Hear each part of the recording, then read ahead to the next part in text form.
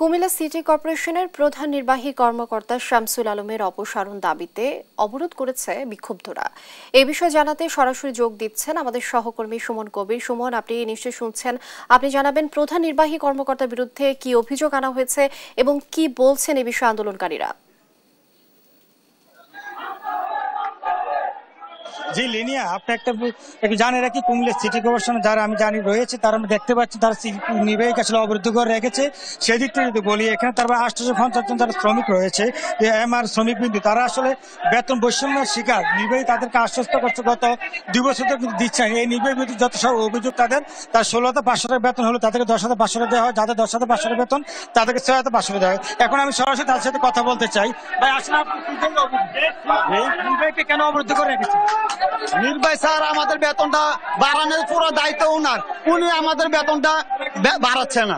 উনি আজকে না কালকে, এই মাসে না এই মাসে, 15 তারিখ আসো, 16 তারিখ আসো, এইভাবে আমাদেরকে ঘুরাচ্ছে বেতনটা ঘুরিয়ে দেওয়ার জন্য। আচ্ছা, কেন আপনাদের বেতন কেন? আপনাদেরকে সমস্যা কি বলেন তো?